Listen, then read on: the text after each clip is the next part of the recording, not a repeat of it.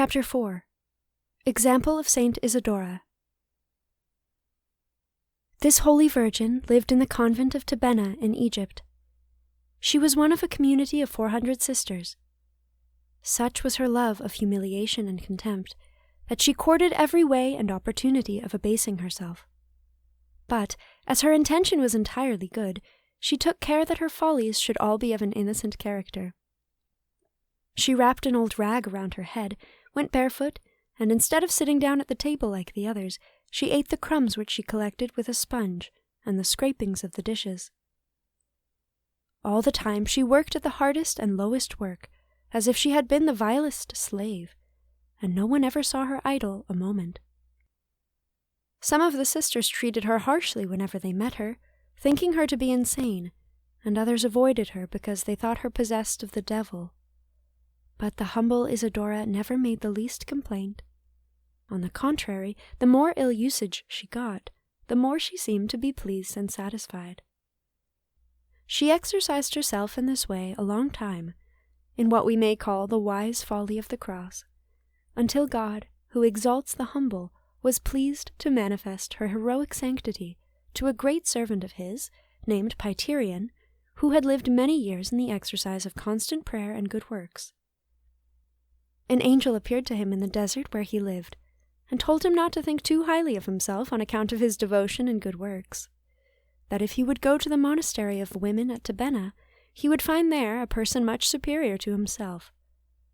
This was a woman who, being an object of ridicule and treated with contempt, never showed the least impatience, but kept her heart constantly united to God, serving her sisters with a wonderful exactness and sweetness, while he, although he never left the desert, allowed his imagination sometimes to run over the whole world.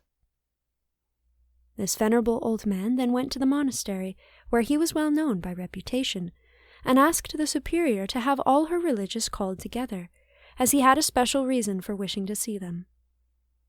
His request was granted, and they all came, with the exception of the very one we have been speaking about. Pyterion looked at all of them attentively, but he did not discover the one he looked for. "Are all of you here?" said he. "Yes," was the answer. "All of us." "You must be mistaken," said he, "for I do not see the one that God has manifested to me." "Oh," said they, "there is another, but she's only a poor crazy thing who works in the kitchen." "Bring her here," said Pyterion, "and let me speak with her." But she seemed to have a foresight of what was to happen, and was so loath to come that they almost had to drag her along, saying that it was Pyterion that wished to speak with her. As soon as she appeared, the saint saw in her the marks of holiness that the angel had pointed out, and filled with respect he fell on his knees and begged her blessing, calling her Amma, a name only applied to the spiritual mothers of the monastery.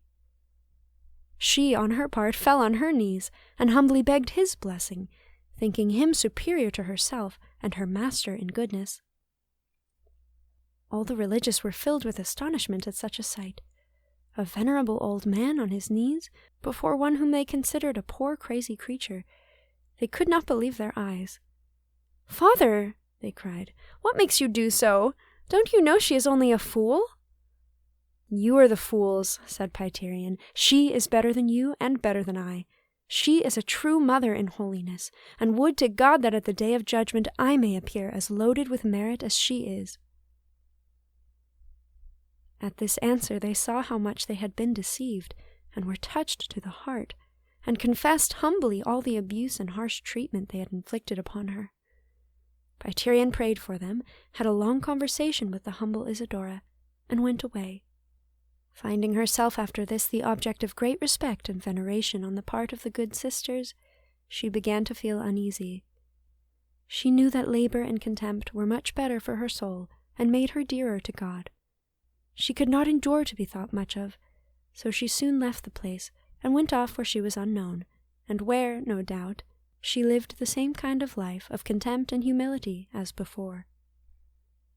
Nothing more was ever heard of her, but God knows all her life, and will make it manifest at the last day.